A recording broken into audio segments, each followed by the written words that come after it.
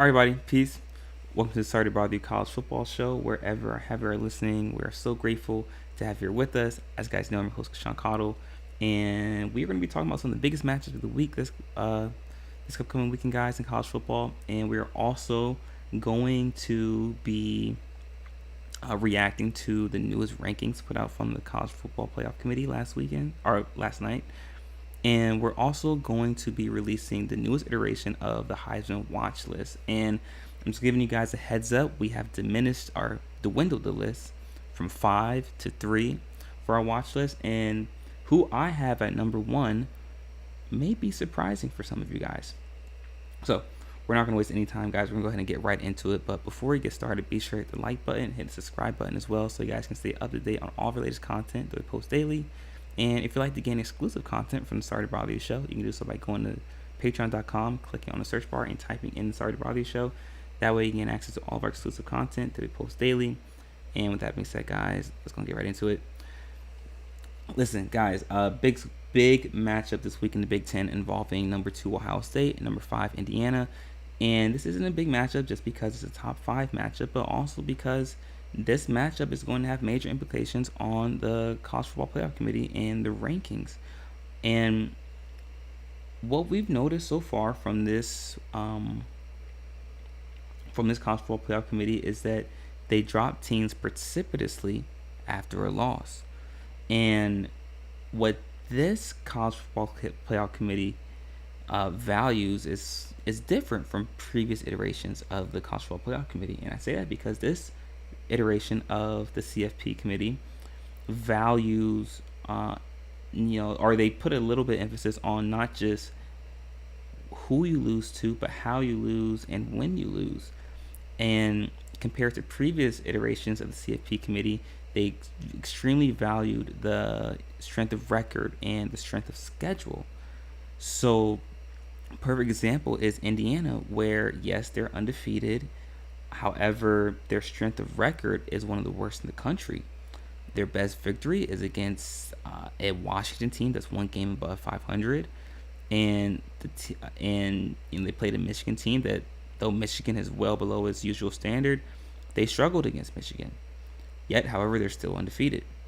And where previous iterations of the CFP committee, they really valued the eye test as well, and like I said, strength of record, this CFP committee does not have the same precedent or they don't value the eye test as much as previous iterations. And we got to remember, this CFP committee has 6 new members from last season, so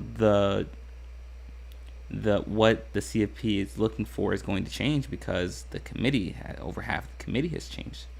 And so we have to remember that, and we have to take that into account when looking at what comes from the rankings.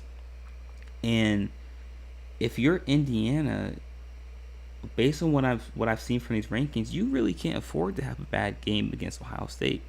You can't go into Ohio State and lose by 20 points or lose by even 2 possessions. You have to play Ohio State close. And the good thing about this, though, is if Indiana wins, then it alleviates all conversation. It completely erases any sort of conversation that we need to have about Indiana moving forward. It validates their ranking where the committee has them. However, if Indiana loses, Indiana cannot afford to lose convincingly, I'll say. Because then what happens is it obviously allows room for the at-large bids to move forward, move up. And even with the loss, though, I do still believe that Indiana is going to get into the playoff. But it just makes it that much more difficult for the SEC to get more at-large bids. And what the committee is showing that is that it also doesn't have much, unfortunately, it doesn't have much respect for Georgia in their schedule and what they've had to go through so far this season. And if you look at Georgia's schedule, I mean, how many teams from the top 10 are on that schedule? I mean, listen, they have Texas. They beat Texas. They lost a close game on the road to Alabama. They beat Tennessee on the road. That's 3. They lost to Ole Miss. So Georgia has played a plethora of those teams from the top 12, and coincidentally, Georgia has the strongest strength of record in all of college football, and that has to account for something. And just once again, just looking at the eye test, I don't know anyone that can legitimately say that on a neutral field that they will take Indiana over Georgia. And we get caught up in the rankings and strength of record, strength of schedule, and um, all of these metrics to determine who should be ranked where. But we have to remember the reason that we moved away from the BCS system, and the reason that we moved away from that sort of metric, is so we could get the legitimate 4 best teams. But now the 12 best teams in college football. And sometimes we just have to call a spade and look at things for what they are. Who's the best team? Who is the better team? And when I look at Indiana, I don't look at them and I don't think to myself, okay, they're legitimately one of the 12 best teams. I don't see it. But are they going to make the playoffs? Absolutely, they're going to make the playoffs. No question about it. But when I look at Georgia to me is one of the best teams in college football. They've had the toughest schedule, and a lot of people don't like that sort of argument, because then they say it completely alleviates the reason or eliminates the reason for even playing the games. Well, no, you play the game so we can determine who looks the best, who is the best. And a few examples I like to use is that, listen, Washington went undefeated in 2016 and they made the college football playoff. Michigan State went undefeated, made the college football playoff. And Cincinnati, most recently in 2021, went undefeated, made the college football playoff. And all 3 of those teams, when they went up against legitimate opponent, coincidentally, all of them went up against Alabama, and they lost convincingly by 3 scores, 3 possessions. And those were all instances of where we saw their record and said, okay, they're undefeated. Okay, let's just get them in. Because they're undefeated, we'll just put them in the college football playoff. And we have to be very careful with putting too much emphasis on just being undefeated. Because what's going to happen is teams are just going to schedule weak opponents for the entirety of the season, outside of conference play.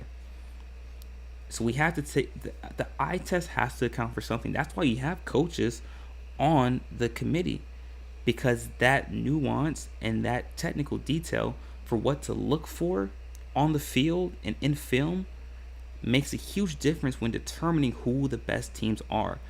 And in my perspective, that's the biggest factor. You want to get the best teams in the playoff, then you do that. Forget the records, forget the numbers. Who are the best teams? And most of the time, we can determine that through film. And that's just my perspective on it. But getting back to this Indiana Ohio State matchup, I don't think it's going to be particularly close. I do think Ohio State is going to win convincingly, because, like I said, I don't think Indiana is as good as we think they are. Are they one of the best teams in the Big Ten? Yes. But I don't think they're better than Penn State. And you guys know how I feel about Penn State. I don't think they're better than Penn State. I don't think Indiana can compete with Oregon. And we saw that Oregon lost to Ohio State. I don't think that this is going to be a close game. I do have Ohio State winning this game by a score of 34 to 17. And I think we're going to see what Indiana really is. And that is a team that has benefited from a weak schedule, but also benefited from being in the second best conference in college football. And because you have an undefeated record in the second best conference, you will look better than what you are. But let me know what you guys think. Leave your thoughts in the comment section. I'm looking forward to hearing all about it. In our next segment, guys, we're going to be discussing another interesting matchup between Army and Notre Dame. So, guys, be sure to stick around for that. You're not going to miss it. We'll be right back.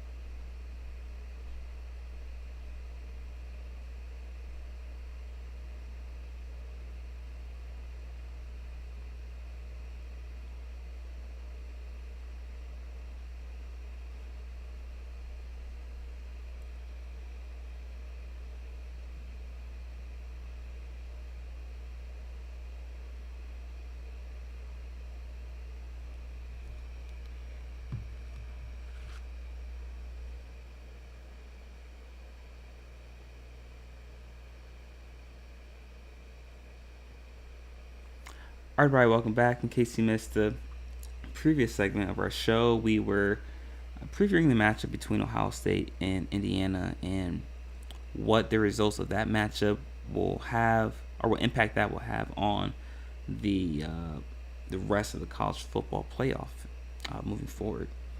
And in this segment, guys, we're going to be discussing the matchup between Army and Notre Dame. And if you are Tennessee or SMU, you should be the biggest Army fans right now, because in my perspective, there's no way that a 2-loss Notre Dame is going to be able to get into the college football playoff. And if you are, as I said, if you are SMU or if you are Tennessee, specifically Tennessee, you are on that bubble. You're the first team out. You're the second team out. You want to see the at-large, as many of the at-large bids lose. And because Notre Dame doesn't have a conference, they can't finish any higher than 5. Can't finish any higher than 5 because they don't play in a conference. So, where they're at 6, this is pretty much the peak. This is pretty much as high as Notre Dame can get. And what this tells me is that if Notre Dame loses any more games, and this is the game that they're most likely to lose, if they're going to lose any more, they're out. They will drop. They're going to drop out of the college football playoff. And once again, I like going back to the eye test, but what I've seen for Notre Dame throughout the course of this season is inconsistency on the offensive end. Though they have looked better on the offensive end, especially compared to how they started out the season, I still don't think that they will be able to contend with the top 12 teams in college football right now. And so they have Notre Dame coming up, like I said. Army has Notre Dame coming up, and Army is obviously undefeated. This is going to be the toughest matchup that Army has had all season, and we know that Army is very methodical in their approach, especially on the offensive end.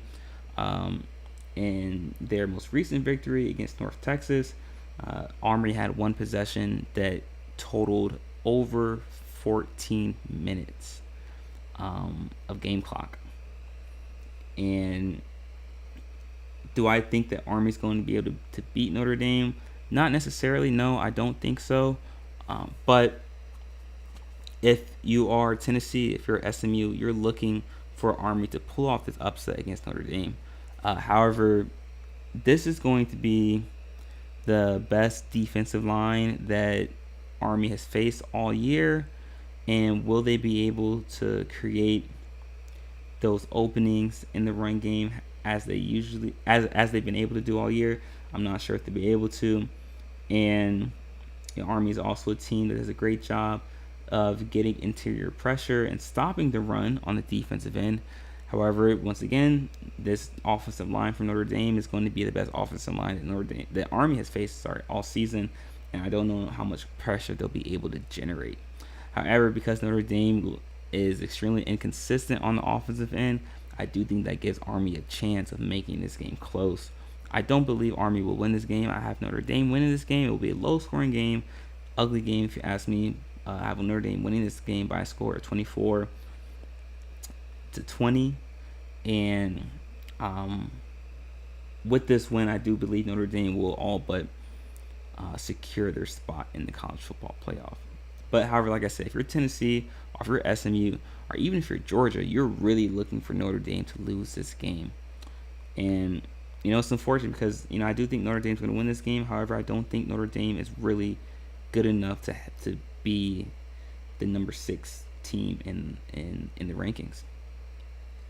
But just as I said in the previous segment, those teams that you think deserve those rankings and there's still some question marks with their resume, those teams always get revealed and they always get exposed for what they really are when they get matched up against those better teams. But let me know what you guys think. Do you guys think that Notre Dame is good enough to have that number 6 ranking? And Do you think they have a chance of being upset against Army? Leave your thoughts in the comment section. Leave your thoughts in the chat room. I'm looking forward to hearing all about it, guys. And in our next segment, guys, we're going to be discussing an SEC matchup that no one is talking about, but could have major implications. So be sure to stick around for that, guys. You're not going to miss it. We'll be right back.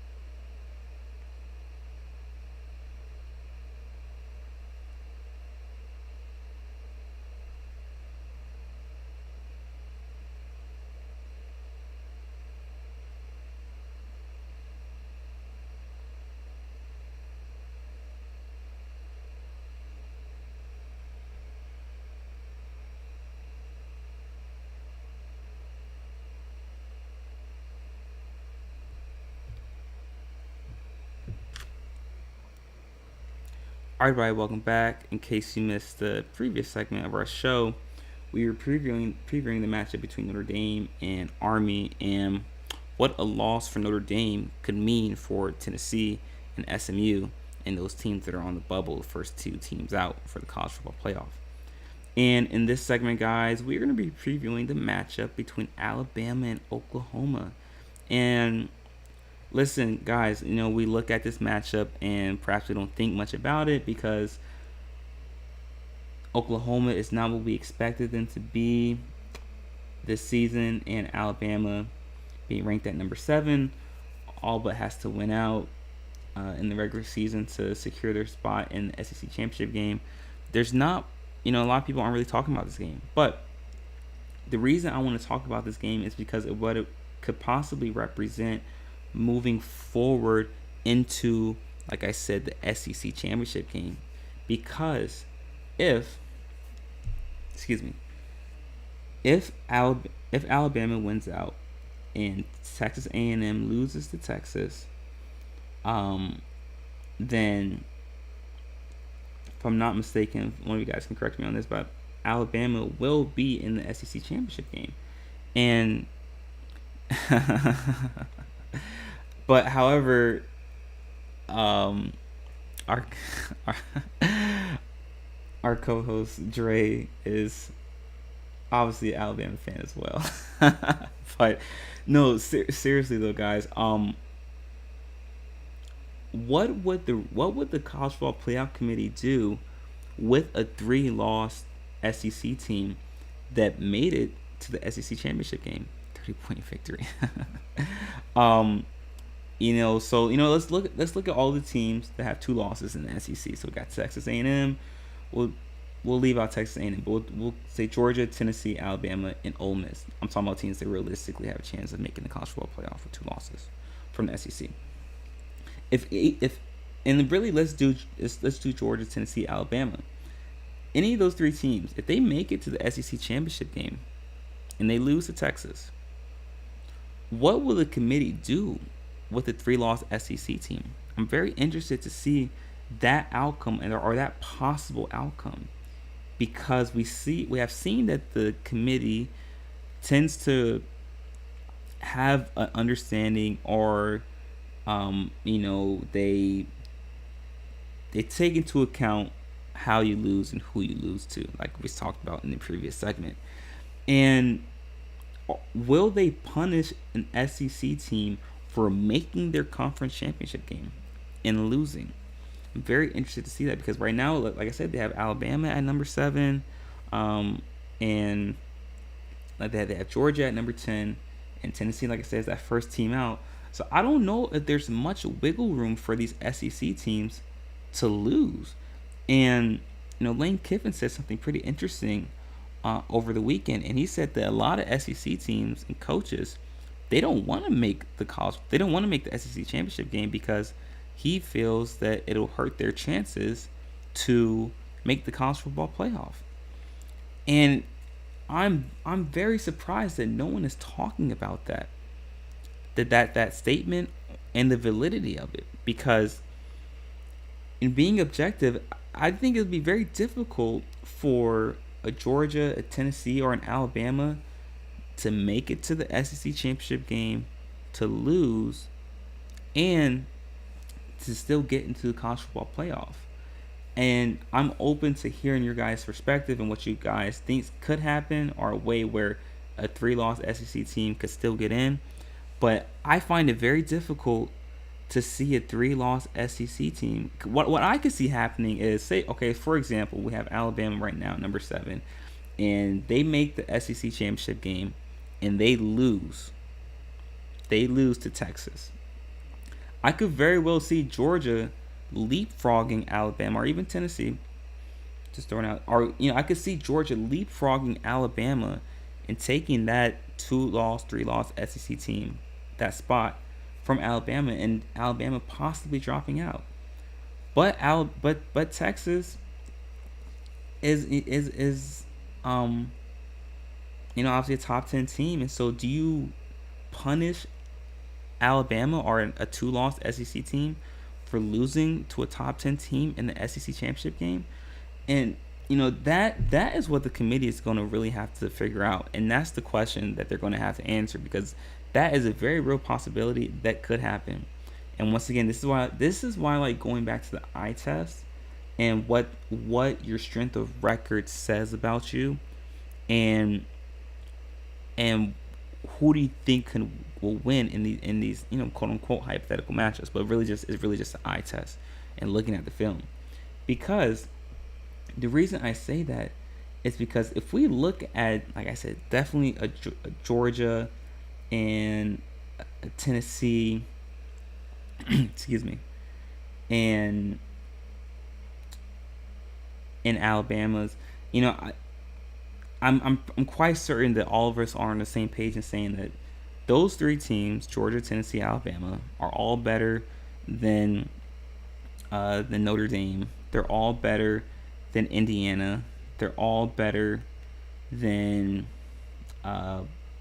BYU or SMU, or even a Penn State. I'm just thinking about at-large teams. I'm talking about the conference champions, or potential conference champions. So, at some point, the eye test has to come to account, and we have to get the best teams into the college football playoff. But this is what happens when you get these super conferences. They just beat up on each other, and we talked about this before the season even started. We talked about how whoever comes out of the SEC is going to be battered and bruised, and is going to have a very small chance of winning the championship, because they ran the gauntlet.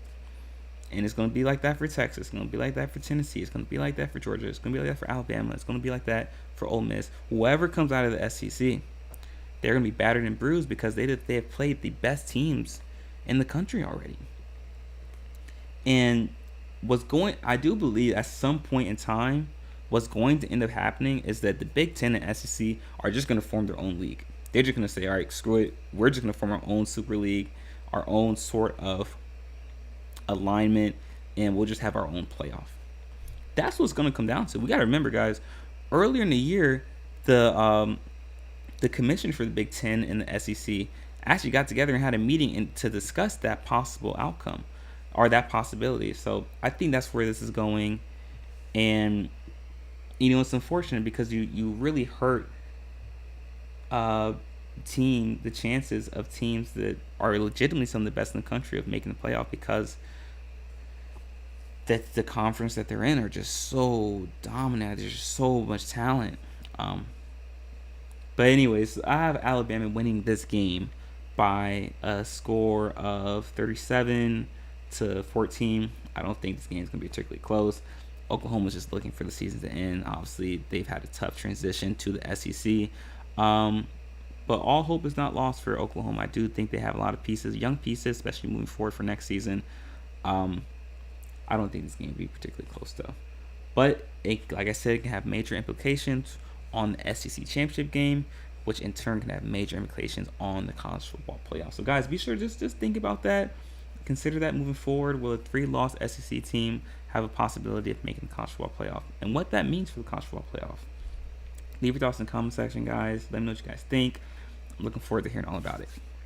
And guys, in our last segment, we are going to be previewing the Heisman watch list. Who I have at number 1 may surprise some of you, so be sure to stick around for that, guys. You're not going to miss it. We'll be right back.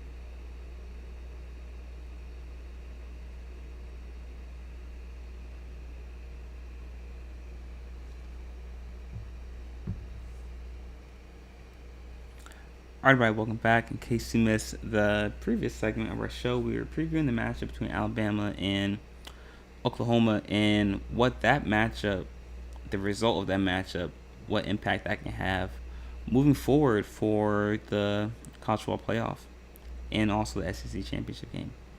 And in this last segment, guys, we're going to be previewing real quickly our Heisman watch list for Week 13. Like I said, guys, we've dwindled it down from 5 to 3. And who I have at number 1 may surprise a lot of people. And I'll work up from 3 to 1.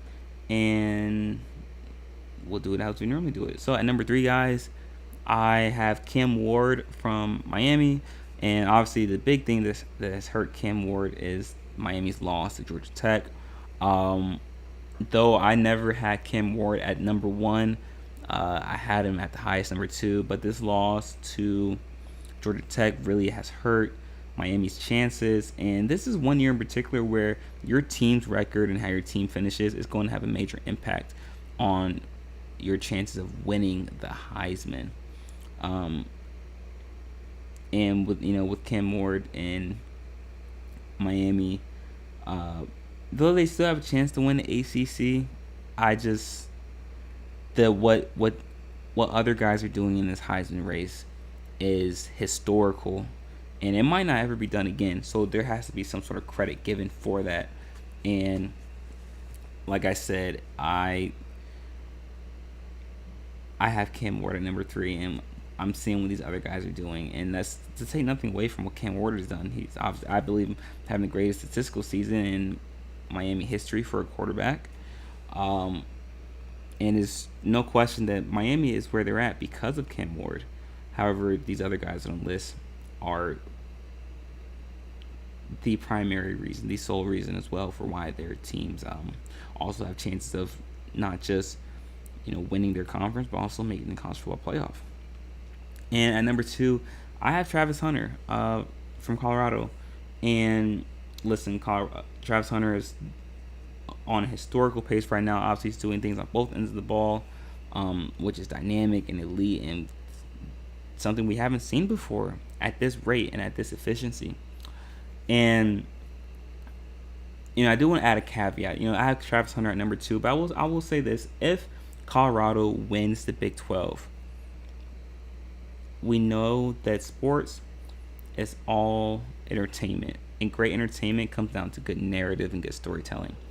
Perfect narrative, great storytelling would be Colorado winning the Big 12 and making the college football playoff, and Travis Hunter winning the Heisman. Storybooked it.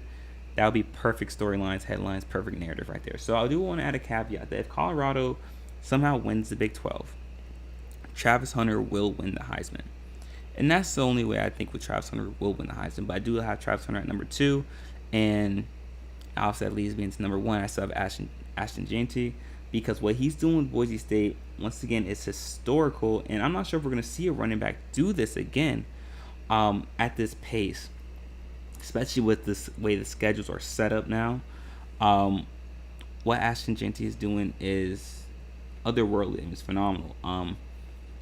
Jeanty is the sole reason that Boise State is where they're at, and because if you're Colorado and if you're Miami, I do believe that they would still be successful if they didn't have Travis Hunter or Cam Ward, respectively. But Boise State, there's no question they would not be where they're at if not for Jeanty. Jeanty is the reason that Boise State is leading the nation in rushing yards and rushing yards per game, all rushing statistics. And I have not seen a running back this dominant since Derrick Henry in 2016, and we saw what Henry was able to do with Alabama, led into a national championship. But I all Boise State has to do is win out, and I do believe JT will win the Heisman, barring that Colorado doesn't win the Big 12. But right now I have JT at number 1, and like I said, Travis Hunter at number 2, and Cam Ward at number 3, and it's close. It is close. There's not gaps between each of these rankings, but I do believe it's close. But that's what I have right now, and like I said, if Colorado doesn't win the Big 12, I firmly believe that JT is going to win the Heisman. But the only reason that Hunter will win the Heisman is if Colorado wins the Big 12 and gets that spot in the college football playoff. But let me know what you guys think. Leave your thoughts in the comment section. I'm looking forward to hearing all about it. But with that being said, guys, that's it for our show for today. Thank you so much for tuning in. It's been a wonderful show. If you haven't already, be sure to hit the like button and hit the subscribe button as well so you guys can stay up to date on all of our latest content that we post daily. And if you'd like to gain exclusive content from the Sorry to Bother You Show, you can do so by going to patreon.com, clicking on the search bar, and typing in Sorry to Bother You Show. That way you can access from all of our exclusive content that we post daily. And we'll be back again, guys, same time tomorrow with our NFL show. Till then, continue to stay safe, be vigilant, make smart decisions, and